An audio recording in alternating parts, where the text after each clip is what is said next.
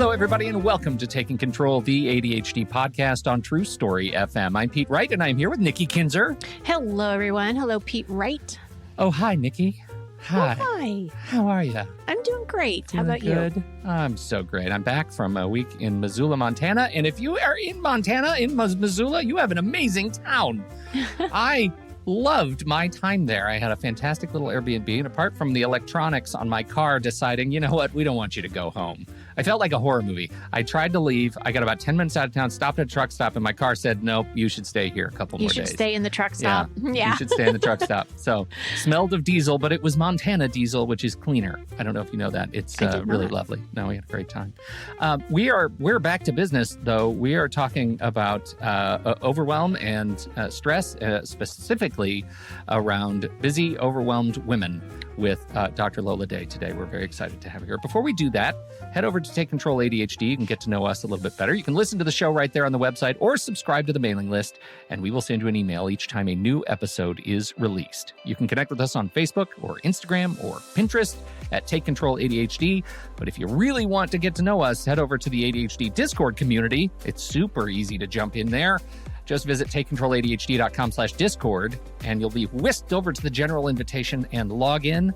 If you're looking for a little bit more, if this show has ever touched you in some way, helped you live your life better with ADHD, become a patron.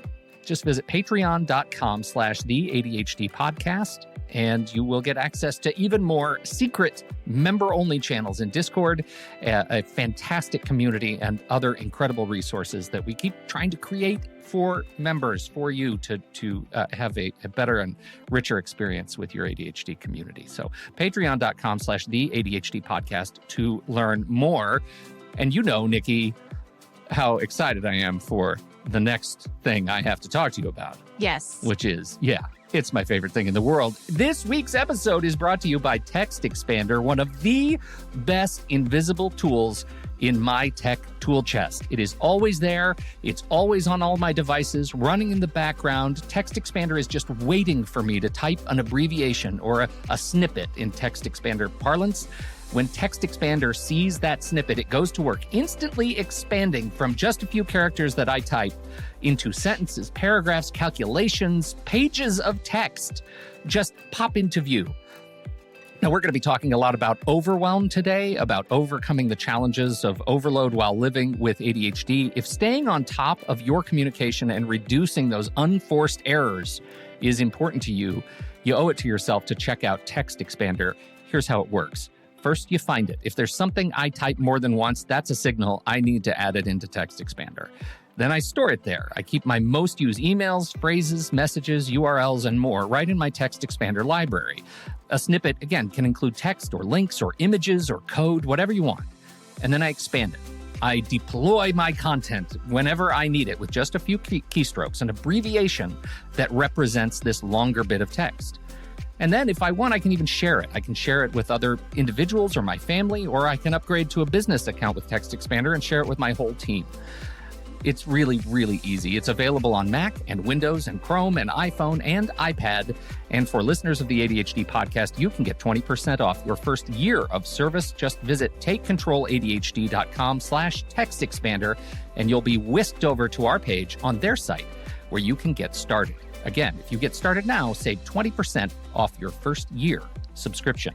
The way we work is changing rapidly. Make work work the way your brain works by saying more in less time with less effort using Text Expander. Our great thanks to Text Expander for sponsoring the ADHD podcast. And you have some news, yeah? Yes, I am very excited to be talking to you guys about some coaching options coming in October. It's group coaching, something that we haven't offered in a while. We have two different types of groups. One is the ADHD support group, which I will be co-hosting with one of our TCA coaches, Ian. And then we also have an ADHD parents group that we are going to do. It's going to be myself and with another coach from TCA, Aviva. They are both going to be 6 weeks, and the deadline to enroll will be October 19th. So definitely go and visit my website at takecontroladhd.com to learn more about these groups and how to sign up and what they're all about. Very excited to be doing this. It's very, very exciting. And I love that it's with new TCA coaches. Yes. That's so great. It That's is. so It's going to great. be a lot of fun. Yes, it's going to be a lot of fun. Well, I think with that news, Nikki, let's go see if we can find Dr. Lola Day. Let's do it. Dr. Lola Day is a busy mother, double-boarded physician, lifestyle strategist, and an ADHD-trained life coach for ambitious women. She believes that the right system and strategies, all women can live a wholesome, wealthy, and fulfilled life without overwhelm and without sacrificing their goals, passion, or family. And she joins us today to talk about overwhelm, burnout, stress, and lollitasking. Dr. Lola Day, welcome to the ADHD podcast. Oh, thank you for having me. I'm so excited to be here, Peter. We're so glad to have you. So, yes, please tell us a little bit about you. Share your personal journey with ADHD, how you got here. You're doing a lot of things, a lot of special things. So, yeah. I know, right? Tell How us did you some solve background. ADHD? Yeah. Hashtag ADHD. So it's my life story. As you guys know, we're multi-passionate people. So my story actually started a long, long time ago in a faraway land. Just kidding. But when I was younger, like looking back, of course, we always had ADHD, right? It's not something that just happens when you grow up, and then when you get older, you're like, oh wow, okay. But when I was younger, I was always like the super ambitious kid, top of my class. I was that one annoying kid in the class that got a 97 and was pissed when everybody else got like a C. I was that one. Oh, yeah. Yeah, I know you. That was me. I'm sorry. That was me. And but the thing about it is that my passion was learning. I actually loved to learn. And as you know, anything with ADHD, when we follow our passion, we thrive in it, right? So, but at the same time, when I was younger, I was never also the most hyperactive kid, like the typical ADHD kid that you think about, but I was always a daydreamer, you know? And like my teachers would say, I think she's just bored. She's so smart, she's just bored. And for me, I'm like, no, I'm just thinking about the 1,000 other things I'd rather be thinking about. Right. Like it wasn't necessarily like I was bored. My brain just goes everywhere. But it wasn't until I think in high school, still top of my class, top 5% of my class, when I would take standardized tests and it just never matched, right? Oh, right. Like I would, and my issue, and I knew what my issue was because I've always been a learner, a problem solver. I'm a scientist at heart, right? I like in my program, we talk about how everything is an experiment, right? So in my mind, I've always been like, okay, if it doesn't work, let's do an experiment to figure it. So throughout my life, when things did not work, I would always do experiments to figure it out, aka creating strategies for myself. And I didn't realize I was masking my ADHD with those strategies. So during that time, like I would take my SATs, MCATs, or the various many exams I would take, and I will have anxiety because I knew I made stupid mistakes. I daydreamed during exams. I would never finish. And even with all that, I would still get like an 80 something percentile, right? So like people say, oh, you're just not a good test taker, but you're amazing, right? So I still went to UGA, go Dogs, had a 4.0 GPA going to UGA, still got a scholarship, still did all those, amazing things that, of course, you could not have ADHD and, Right. do all those things. But it wasn't until I got to medical school and I was talking to one of my attendings, which is like our supervising doctors at that time. And she was having a conversation with me and she was like, I just love you like, when we're passionate about stuff with ADHD, we hyper focus on it. We talk about it all the time. Yeah. We're a little bit of a nuisance, when it comes to it. And she was just like, your passion for medicine is just crazy. You're just amazing. And I'm like, yeah. And she was like, I bet you're one of those people that like got a perfect score on your board exam. And my face just went down. Oh. Because like I was the kid that would teach other kids and they would get a perfect score. I never could get a perfect score, right? And of course you couldn't have like a learning disability or anything because you're smart. Like everybody know you're smart. You get hundreds on everything, but it's just that standardized test score that could not get to where I wanted to be, Talking to some of my friends, they're like, oh, there goes Lola again. you got a 85. Most people got a 70. What's your problem? Mhm. But what people didn't realize is for me to get that 85, I would study 3, 4 times as hard. Yeah. I would hyper focus on it instead of studying for 5 hours like everybody else. I was studying a whole week, Mhm. I was sacrificing vacations. One of my friends, ironically, I live in Florida now. I remember one time all my girlfriends came to Florida in undergrad for spring break. And I was like, no, I have a test the Friday after spring break. And they were like, are you crazy? Right. Let's go have fun. Yeah. And I wouldn't go because I knew I needed to do this to get the grades I wanted. Did you I was competitive too, Yeah. so that's part of it. Sure. Do you feel like Go all ahead. of this that you're describing, like it seems like I know with my ADHD, what I find when I go into that hyperfocus mode, and God bless you for being able to hyperfocus on actual school, that was never my jam. Like I That can was my focus on a blessing, lot. Yeah, actually. you have the right wiring for that right now.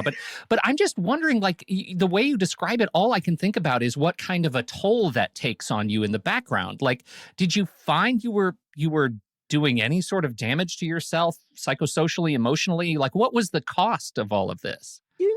The funny thing, like I've always been the one kid that I was never big on peer pressure. I knew what I wanted. I was always that child that knew what they wanted. Yeah. So if I have a goal again with ADHD, I had this big value system. I was going to be a doctor because I wanted to go help these kids in Africa and nothing was going to stop me. Mhm. That's where our stubbornness, like when we lean into our strength, that stubbornness part of us, I leaned into it. And I also had someone when I was young told me I could never do it. And I had to show them I will do it. Yeah. So I Yeah. had so many things. But when it comes to did he play to be honest, growing up, I didn't really realize there was anything wrong with me. I just thought that was me. Mhm. I love to learn. I'm going to kick butts Mhm. and I'm going to do whatever it is to kick butt, right? Yeah. And I give examples of I was like, mine was learning. Simone Biles was gymnastics. Mhm. Phelps was swimming. Mhm. They just go all out. Like there's sometimes my mom will come and be like, I don't understand how I have to get mad at you for studying so hard. Turn off the light and go to bed. Yeah. Right. Right. That was my thing. Um, but it wasn't until then when she was like, I think she had ADHD in Mhm. retrospect. She was like, I think you have ADHD. And to be honest, I was taken aback. I was like, how dare she? Yeah. And this is Right. coming Like, from your mom. no. This is the attending when I was in medical school. When she asked Yeah. Okay. me about my grades, and I I was like, see. oh, actually, my grades are good, as in like the grades Yeah. in school, but standardized tests. The reason was so hard was like they had long stems, and you Yeah. know how it is. We can't read anything long. Yeah. And it was just like, ugh, I hated standardized tests. I have anxiety thinking about it. Yeah. Um, So, and Yeah. she was like, I think you have ADHD. She was like, I've seen your passion. She knew the nuances that came with ADHD. Does that She trigger was able anything to for you? recognize. Did you resonate with that when she told you? You were like, oh, yeah, I No, probably do. Or no, like, when did it click? no. When she said that, I took it quite offensive. Yeah. Mm. I was like, how dare she say I have ADHD? Because guess what? Even in medicine, it's just recently I and some of my physician friends are changing the narrative, even in medicine, Yeah. Mhm. right? Yeah, sure. Because what they taught us in medicine is hyper focus, don't do well in school. Like, I thought I was opposite of someone who had ADHD. Yes. Mhm. Yeah. Mhm. This was, of course, 2008, 2009 era, right? Yeah. So, like, I'm like, what are you talking about? Like, of course I don't have ADHD. I'm the top of the class. Yeah. Excuse Right. me, Yeah. Right. Yeah. very defensive. And she said, you know what, just do me a favor, go see student services. We have an amazing neuropsychologist. Just go see them. Just humor me. Just see what And you might and find out. yeah, Yeah. she was like, it may not be ADHD, but at least you know. Just go. Because it doesn't make sense that I know you know your stuff. Yeah. You should be getting hundreds on your stuff. Like there's something going on. And because I respected her, that was the only reason why I did it. Yeah. Mm. Interesting. So how do you find out, how do you start learning to adapt to this new reality that you have ADHD? So when I did the test, it came back positive. They said I had severe inattentiveness. Yeah. And I was like, I don't believe How is it. that And I still did not. possible? Yeah, I'm like, there's no way. Like, I'm attentive. And he asked me, so how do you study? I was like, well, when I want to study, well, I don't really go to class because I'm very distracted. So I just study in the library all morning. And I have to use a certain kind of music, and I have to do, and I'm telling him all the things I do. Yeah, yeah. Wow. And he's like, Lola, you do realize that everybody does that. I'm like, yeah, but it's different. It's Yeah. just different. Wow, that's Wow. fascinating.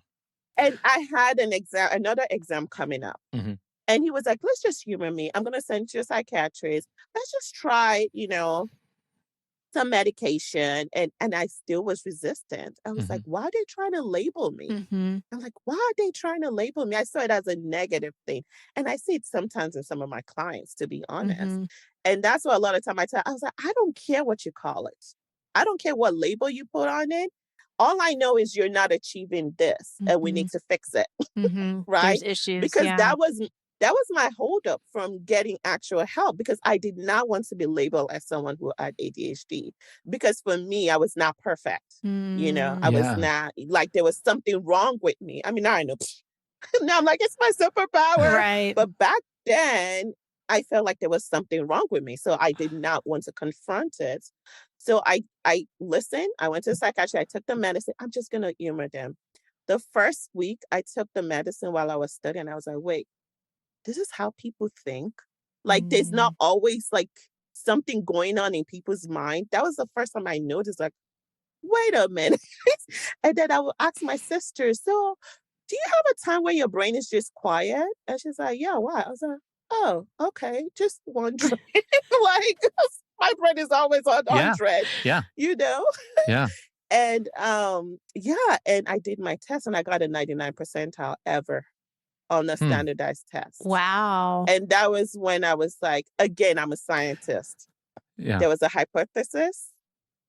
I did the experiment, and the experiment confirmed it. And that was when I Results. accepted it. And to be honest, you would think I would be happy. I cried. I went into the grieving process, Yeah. because I'm like, what life could be, Yeah. right? Suddenly All this the is things real. I make. Yeah. Exactly. Mhm. Exactly.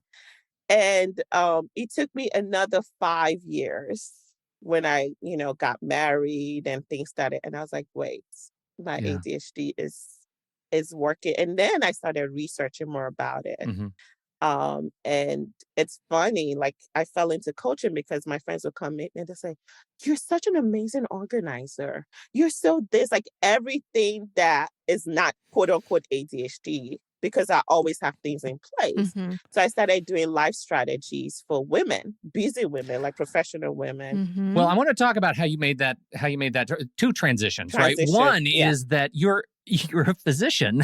And that's, Yeah, I still am. like, that seems like That's a big I know, job.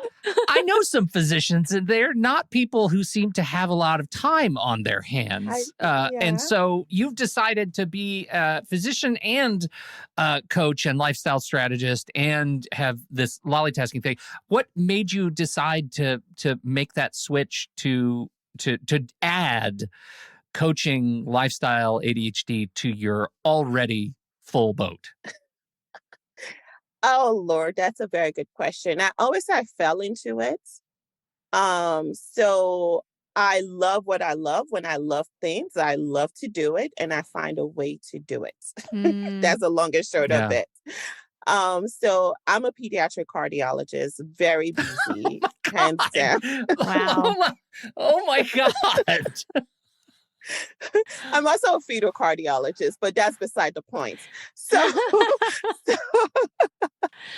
so when it's funny, because I used to do a lot of traveling and used to give advice. I just love talking to people. I've always been like that, very jovial.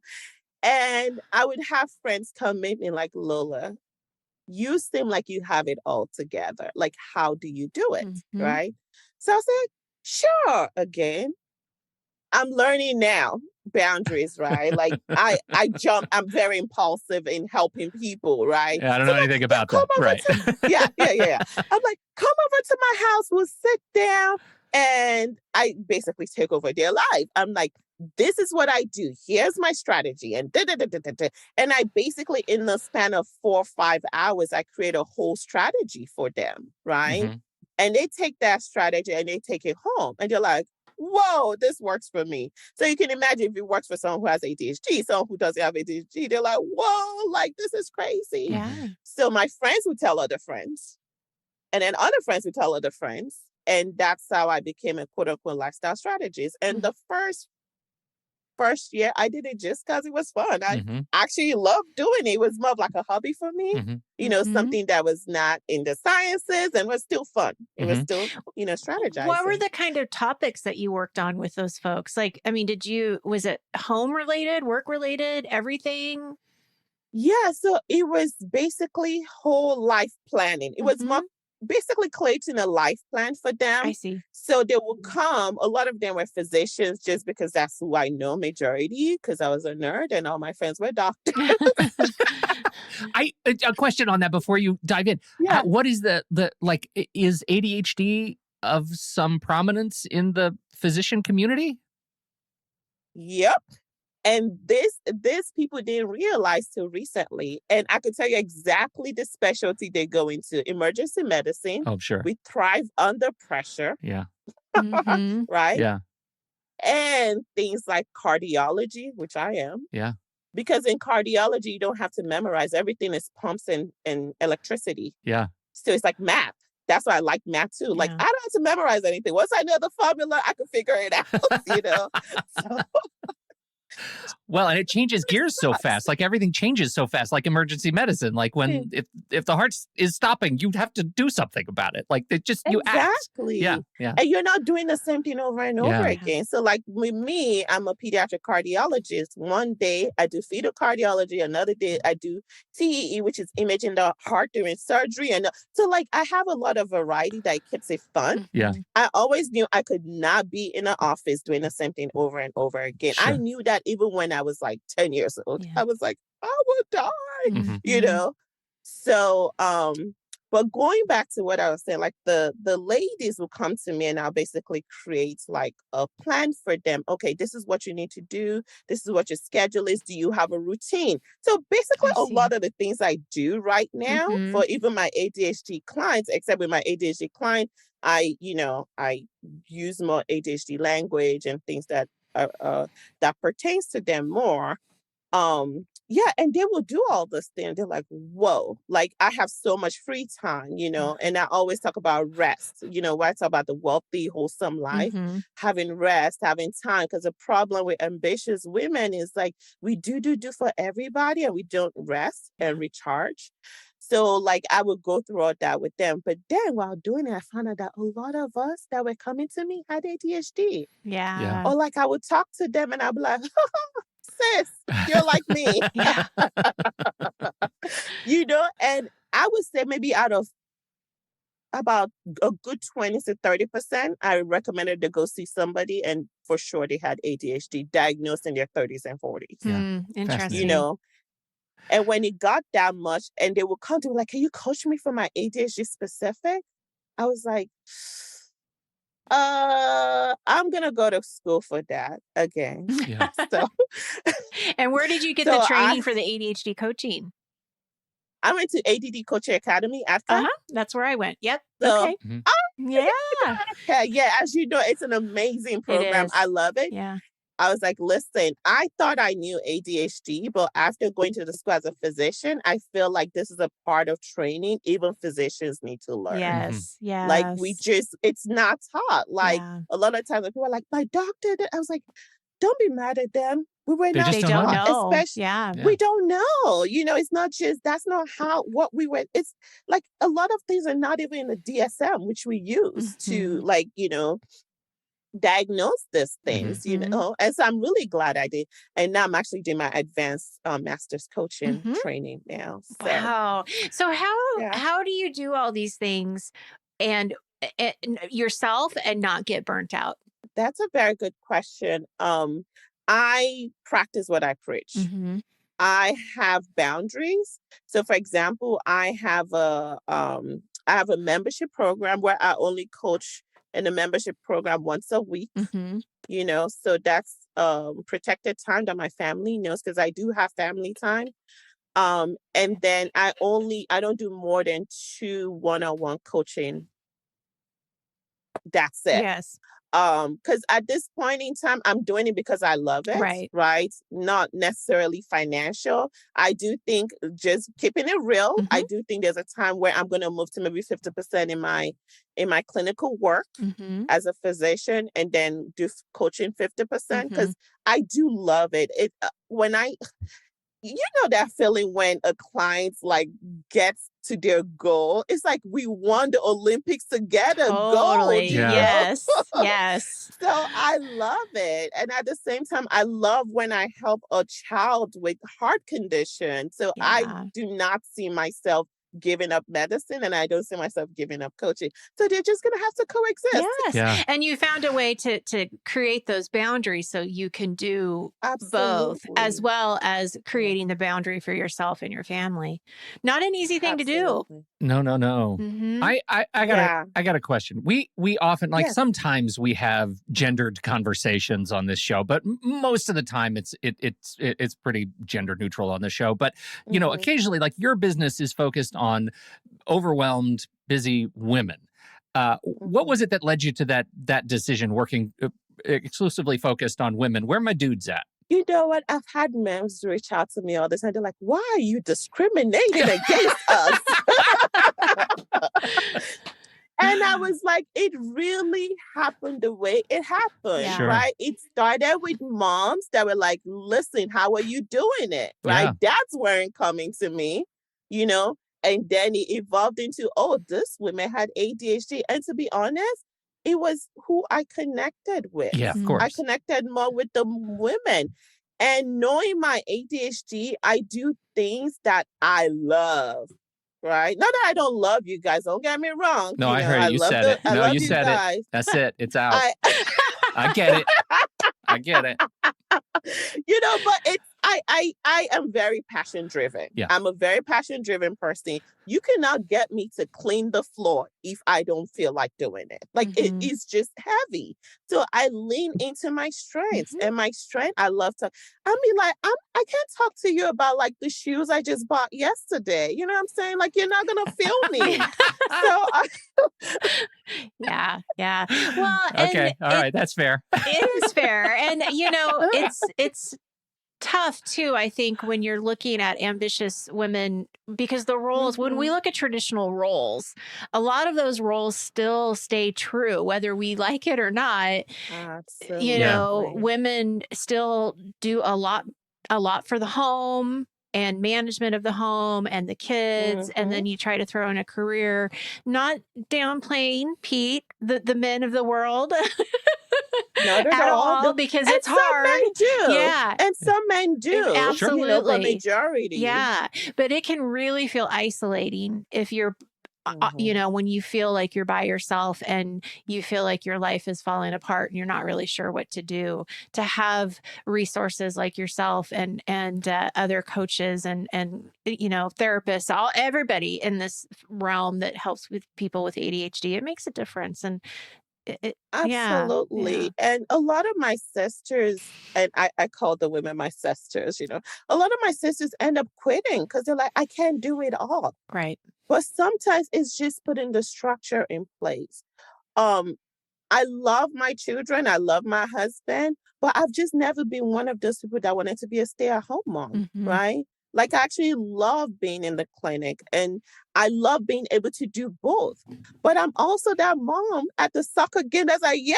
okay, I want to do it all. So how do you do it all without burnout? And that's really what my passion is about. It really starts in creating those hard boundaries. Part of the boundaries may be limiting the amount of sports your kids play. Like my kids are limited to one sport. You are limited to one sport every 6 weeks. If after the 6 weeks you want to try another one, that's up to you. But this mama right here does not have the time to go from soccer to volleyball to basketball to, a game. Yeah. Some people may say that's not fair. Kids should. I'm like, there's only one me. So we got to work what works in our family, right? Mhm. Mhm. So now my kids are doing soccer. Next month, one of them wants to try basketball. That's okay. But we got to make sure, and I make sure they do it for the 6 week. We're not going to stop after a week. No, no, no, no. Yeah. We're going to go through it and decide if we Mhm. really like it or continue it or not. So those are like when we say boundaries, sometimes it may not even be boundaries on us. Sometimes it's boundary on the things we accept, That's a you know, very for good our point. family. Okay. Yeah. So Very good point. What else would you recommend? So boundaries is something that you would do to prevent that burnout. What is another like maybe system or strategy that you would talk to your clients about to help them with this?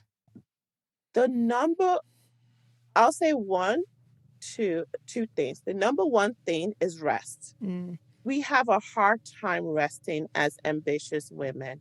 We want to do it all. yeah. You know, sometimes it's because, oh, well, when my husband does it, he just doesn't do it as good as I do it. Or I just, it costs a little bit more if I hire help. Or, it's just better if I just do it. It's faster, Mhm. And one of the hardest things, believe it or not, is getting my clients to realize that if you do not charge your battery, you're actually not giving your family, your children, everybody the best version of yourself. Yeah. And I akin it to like an iPhone battery. I use iPhone, nothing against Android, because that's what I use. But like on the iPhone battery, when it's at 10%, it goes yellow, Mhm. right? Mhm. A lot of moms, especially working moms, are on, I don't want to take away from the women who work at home as well, but they're on 10% constantly. Yeah. Yeah. No wonder you lash out at your kids and then you lash out at the people who love you the most, right? Mhm. Because you're not refueling yourself. So my number one thing, actually, when we start is we work on sleep. What is your bedtime? When are you resting? Yeah. When we're doing planning, guess what we planned first? When are we taking vacation? When are we Oh, taking time right. out for ourselves? That's the first thing we plan, because a lot of time with women, we plan everything else and then we look for, oh, okay, where I am I have a going to half rest hour in here, between? or Yeah. maybe, Yeah. Right, yeah, Right. right, yeah. Right. exactly. And actually, when we plan, I don't say we have 24 hours in a day. I say we have 16 hours in a day. What do you want to do with that 16 hours? They're like, what do you mean 16 hours? You're sleeping 8 hours. Yeah. Oh, I love Yeah. that. Yeah. hmm So what are we going to do with the 16 hours? So the number one thing is rest and creating time for yourself. I call it self-fulfillment. It's not being selfish. Right. When you're self-full, then you overpour, Mhm. then your cup can really Mhm. overflow, and then you could give those extra. Mhm. But if you're at 10% already, you burn out, Yeah. right? Right. So like for me, oh, trust me, I went to Tanzania this summer. I had a vacation. I sleep. I Mhm. don't play with my sleep, Mhm. So number one. Number two, definitely is boundaries. Number three is delegating. Tell us Okay. about that. Yeah. Oh, Lord. Like, that's another fight we have to fight. Yeah. A lot of times people are like, it's just better if I do it. Or like if my husband does it, it's not as good. And I do something called SOP. Like in business, you have like system operating procedures. Create an operating procedure for your family. Okay, you don't like the way he unloads the dishwasher. Tell him how to do it. Hmm. If he does it wrong 3 times, keep telling him how to do it. Can you I'm dock his serious. pay?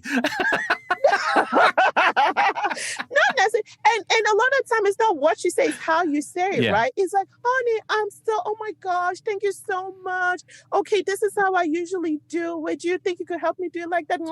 Thank you. You're the best, Yeah. That's how you do it, right? Yeah. Yeah. Like when I tell people, oh yeah, my husband helps me with this, is because I have allowed him to do that. Yeah. A lot of times we women, we don't want to hear this, but we're a little controlling. Mhm. Right.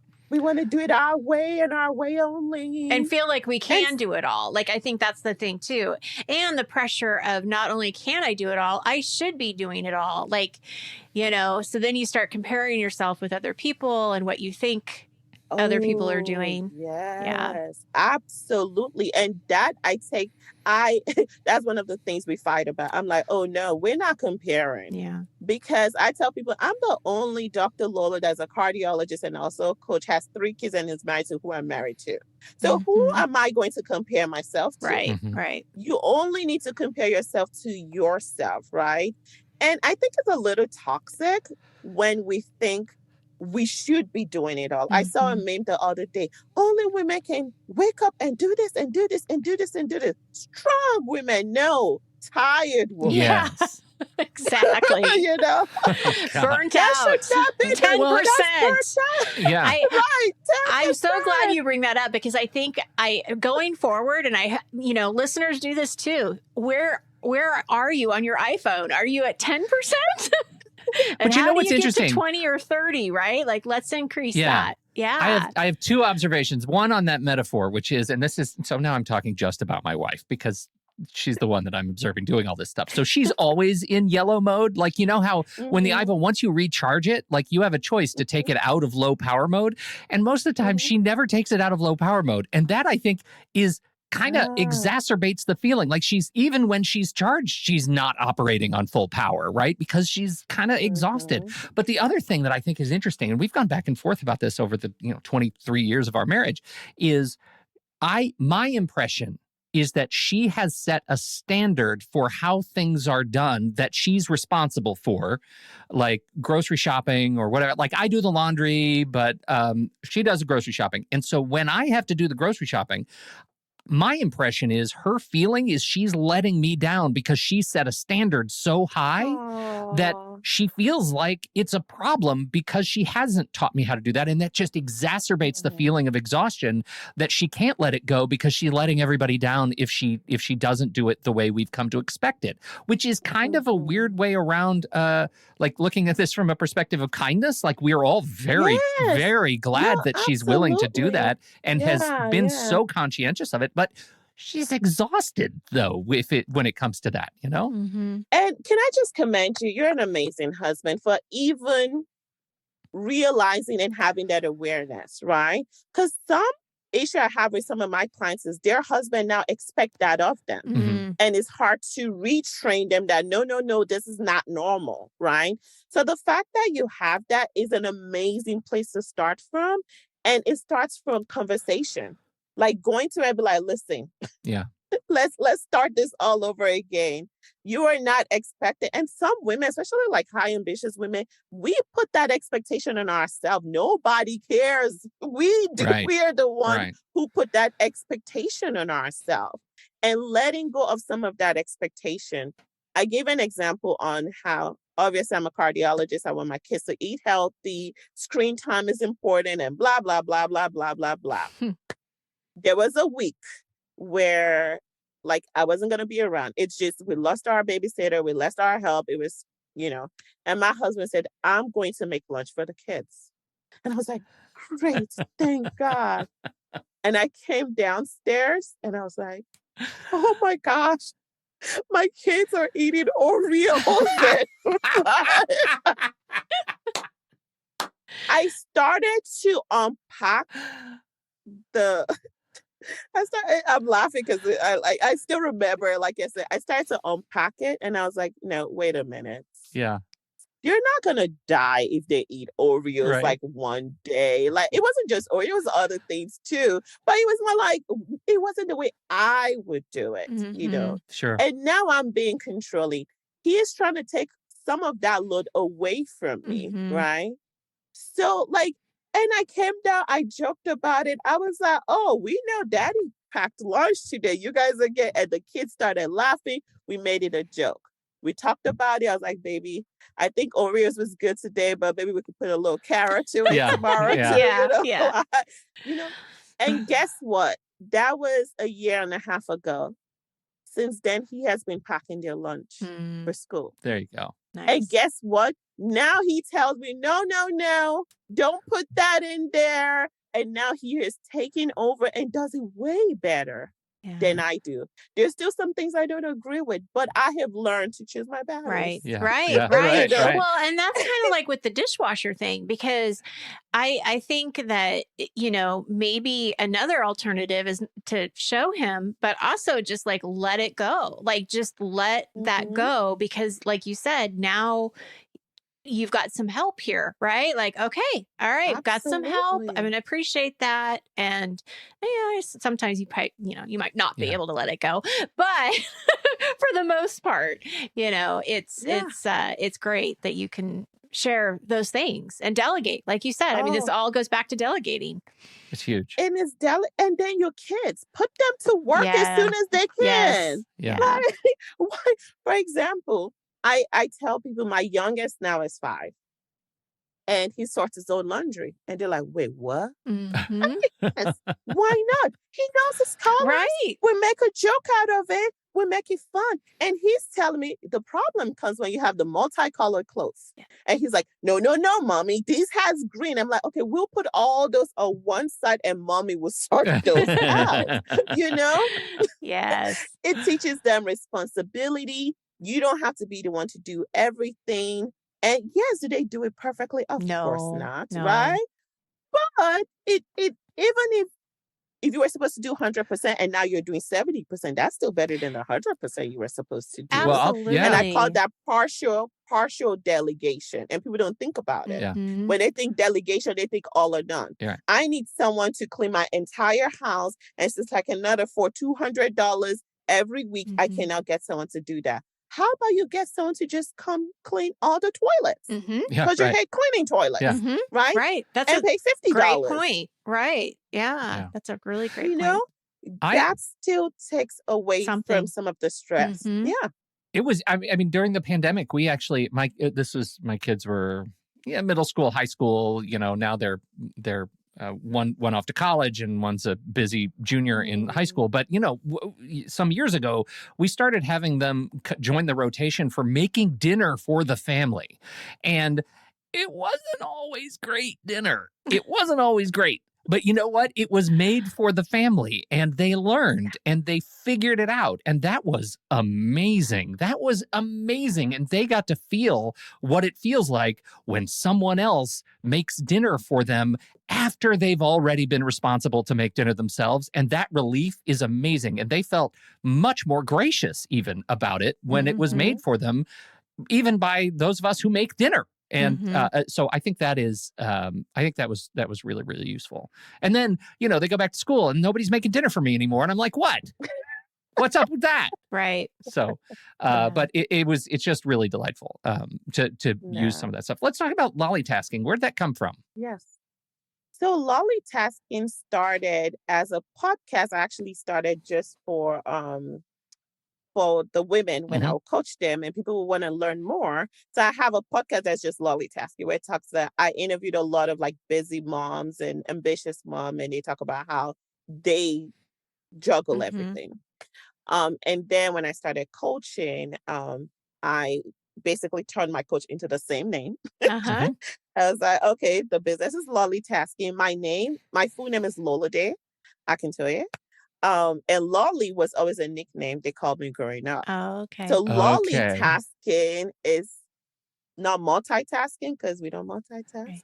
It's doing things my own way. And I encourage people to do things their own way because that's the way that works the best, right? Oh, you have to do things not how Jimmy's mom, who's the best mom in the world, does it, right? And I'm trying to live up to her standard.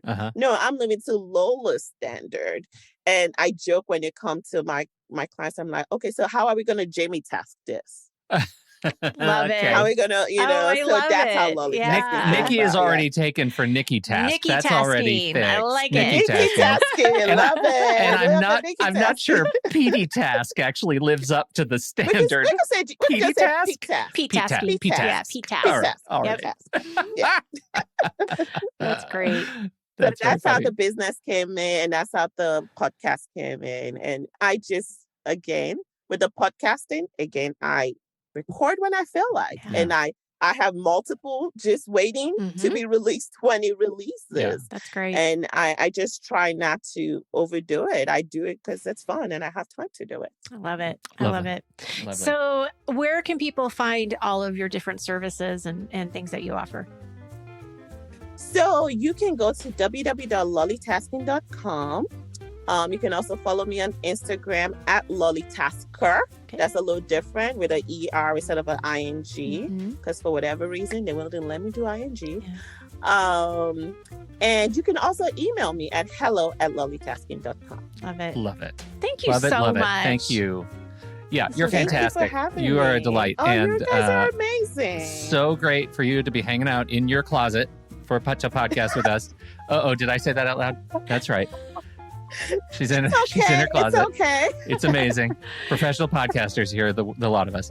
Yep. We're so glad to have you. All the links are in the show notes. Definitely go check it out. Subscribe to the podcast. I've just looked at the website. It looks like episode 39 is live now, and there are so many fantastic resources in here. So check it out.